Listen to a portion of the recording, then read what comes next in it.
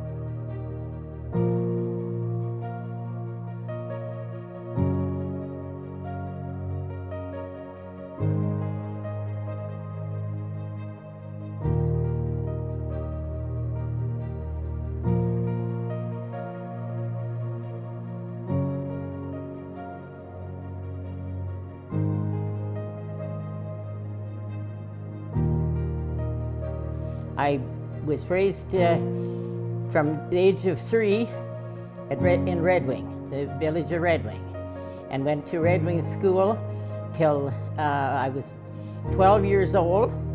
A one-room school, and there was a basement in our school, and they had a big furnace, so there was a register right in the middle of the school that we could stand over, and that's where the heat would come up and we'd get nice and warm. Oh, maybe 25 kids, 25 to 30 kids, all grades, one right up to grade 8.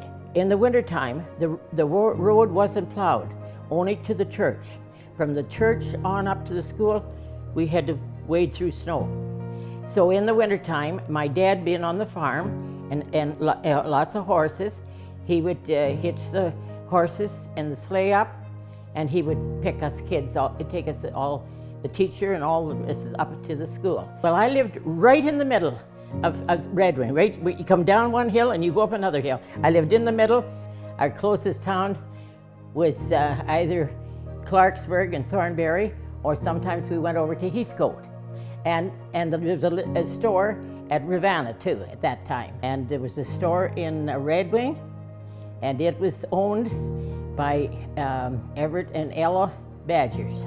There was lots of buildings there, quite a few. It was quite a little settlement. I mean, there wasn't many kids for me to chum around with in the village. A lot of them were older people, because then farther up the hill from this to the north, there was people by the name of Metcalfs.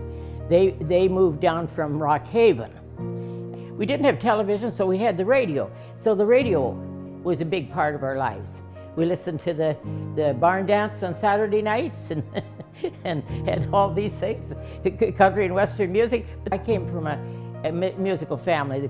My uncles played violin, my mother played the organ or piano, and you know, we were very musical. We liked music, and country music, or just and a lot of dancing. Like, we liked dancing and music like that.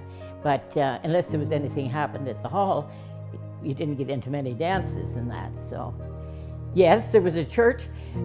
Yes, halfway between where we lived, and it's a United Church, and we went to church there all the time.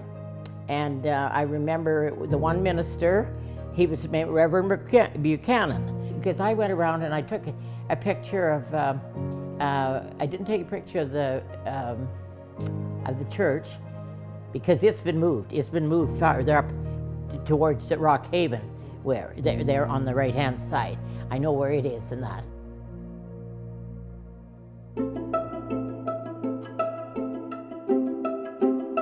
We are in what was originally the Redwing Methodist Episcopal church that was built in 1876, and it was located about 2.5 kilometers north of here at the bottom of the hill just south of the hamlet or town of Redwing. My parents bought this church for $100 in 1969, and they moved it to this location about 2.5 kilometers south from where it was originally built, and relocated it over here at our farm. And to do it here, we're built on the side of the escarpment here, and the soil is very shallow, and so there's a basement underneath here now that didn't obviously exist when they moved the church, and they had to use dynamite, blast the hole to make the basement, and put the cinder blocks in, and then they moved the church over and put it on top.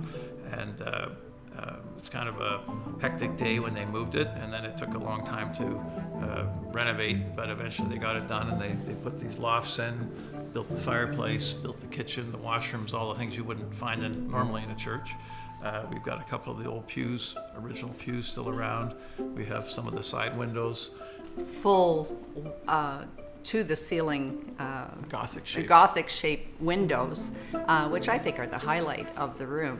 And then when they added the addition on the side, which we called the wing, I think it was very well done in terms of respecting sort of the spirit of the church while adding some modern conveniences.